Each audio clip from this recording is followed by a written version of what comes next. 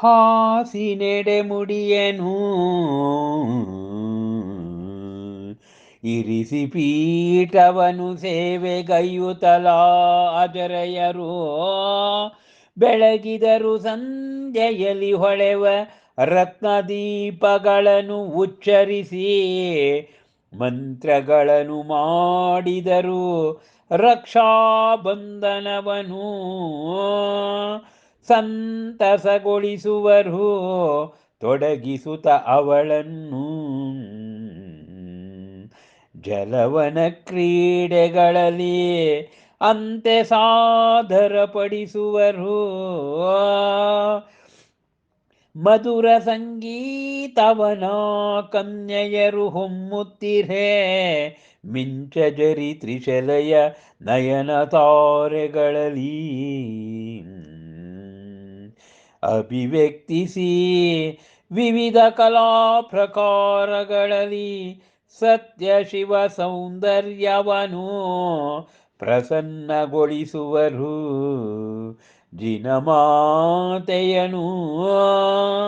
ರಂಜಿಸುವರವಳನ್ನು ರಚಿಸಿ ಹೊಸ ಹೊಸ ರೂಪರೇಖೆಗಳಲ್ಲಿ ವಿವಿಧ ಪಟಪಲಾಕ ತೆರೆಬಿತ್ತಿಗಳಲ್ಲಿ ರಸಚಿತ್ರಕಲ ವಿನ್ಯಾಸಗಳನ್ನು ನುಡಿಸುವರು ಅತಿ ಮಧುರವಾಗಿ ವೀಣೆ ಕೊಳಲು ಮೃದಂಗಾದಿ ವಾದ್ಯಗಳನ್ನು ಬರೆದು ಕತೆಗಳನ್ನು ಏರ್ಪಡಿಸಿ ರಸಕಾವ್ಯ ಗೋಷ್ಠಿಗಳನ್ನವರು ವಾಚಿಸುವರು ಅವಳನ್ನು ಕುರಿತ ಚೆಲುವಚನಗಳನ್ನು ಕೇಳಿ ವಿವಿಧ ವೈನೋದಿಕ ವಗಟಗಳನ್ನು ಸಂತಸದಿ ಪಡೆವರಗವಳಿಂದ ಅದಕ್ಕೆ ಸಮಾಧಾನವನು ಕೇಳಲವರು ಅವಳಿಗೆ ಆಧ್ಯಾತ್ಮ ಸಂಬಂಧಿ ಪ್ರಶ್ನೆಗಳನ್ನು ನೀಡುವಳದಕ್ಕೆ ತ್ರಿಶಲಾದೇವಿಯು ಮುದದಲಿಂತು ಸೂಕ್ತ ಉತ್ತರವನು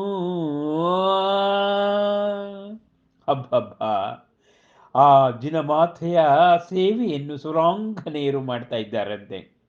ಹಾಸಿ ನೆಡೆಮುಡಿಯನ್ನು ಇರಿಸಿ ಪೀಠವನ್ನು ಸೇವೆಗೈಯುತ್ತಲ ಅಜರೆಯರು. ಅಜ ಅಂದರೆ ಆ ಸ್ವರ್ಗದಲ್ಲಿರ್ತಕ್ಕಂಥ ನಾರಿಯರು, ಆ ಕನ್ಯೆಯರು ಅವರೆಲ್ಲ ಹಾಸಿ ನೆಡೆಮುಡಿಗಳನ್ನು ಅವಳಿಗೆ ಹೋಗ್ಬೇಕಾದ್ರೂ ತೊಂದರೆ ಆಗ್ಬೋದು, ಮುಡಿ ಅವಳ ಕೇಶವನ್ನು ಎಲ್ಲ ವಿನ್ಯಾಸ ಮಾಡಿ ಅವಳು ಕೂತ್ಕೊಳ್ತಕ್ಕಂಥ ಪೀಠಕವನ್ನು ಕೂಡ ಅವರು ಬೆಳಗ್ತಾ ಇದ್ದಾರಂತೆ, ಅಂದರೆ ಅದನ್ನು ಸ್ವಚ್ಛ ಮಾಡ್ತಾ ಇದ್ದಾರೆ.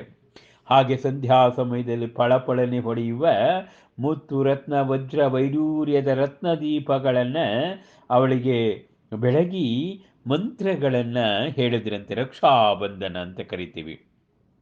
ಯಾಕೆಂದರೆ ಜಿನಮಾತೆಯನ್ನು ಹೊತ್ತಿರ್ತಕ್ಕಂಥ ಗರ್ಭಕ್ಕೆ ಒಂದು ರಕ್ಷಾಬಂಧನ ಬೇಕಲ್ವಾ, ಅದಕ್ಕೆ ಅವಳನ್ನ ಸಂತಸಗೊಳಿಸಿ ಅವಳ ಜಲ ವನ ಕ್ರೀಡೆಗಳಲ್ಲಿ ಅವಳನ್ನು ಸಾದರಪಡಿಸ್ತಾ ಇದ್ದಾರಂತೆ.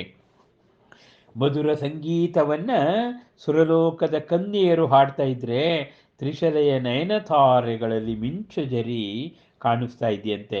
ಸತ್ಯನೇ ಶಿವನು, ಶಿವನೇ ಸುಂದರನು ಎನ್ನುವ ಹಾಗೆ ಜಿನಮಾತೆಯನ್ನು ರಂಜಿಸುವ ವಿವಿಧ ನೃತ್ಯ ಆ ಕಲಾ ಪ್ರಕಾರವನ್ನು ಮಾಡ್ತಾ ಇದ್ದಾರಂತೆ. ಆ ವಾದ್ಯಗಳು ಅಷ್ಟೇ, ವೀಣೆ ಕೊಳಲು ಮೃದಂಗಾದಿ ವಾದ್ಯಗಳನ್ನು ಬರೆದು ಕತೆಗಳನ್ನು ಏರ್ಪಡಿಸಿ ರಸಕಾವ್ಯ ಗೋಷ್ಠಿಗಳನ್ನು ಬರೆದಿದ್ದಾರಂತೆ.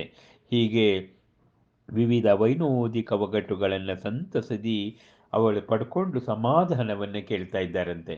ಮತ್ತು ಆಕೆಗೆ ಆಧ್ಯಾತ್ಮ ಸಂಬಂಧಿ ಪ್ರಶ್ನೆಗಳನ್ನು ಕೇಳಿದ್ರೆ ಅವಳು ಅದಕ್ಕೆ ಸೂಕ್ತ ಉತ್ತರವನ್ನು, ಯಾಕೆಂದರೆ ಜಿನಗರ್ಭ ಅದು, ಆಕೆ ಆ ಜಿನ ಅವಳ ಗರ್ಭಾಂಬುದಿಯಲ್ಲಿರುವಾಗ ಅವ್ರಿಗೆಲ್ಲ ಆ ಮಗುಗೆಲ್ಲ ಗೊತ್ತು, ಹಿಂದೆ ಮುಂದೆ ಎಲ್ಲ ಗೊತ್ತಲ್ಲ, ಹಾಗೆ ಅವಳಿಗೂ ಕೂಡ ಗೊತ್ತಾಗ್ತದೆ.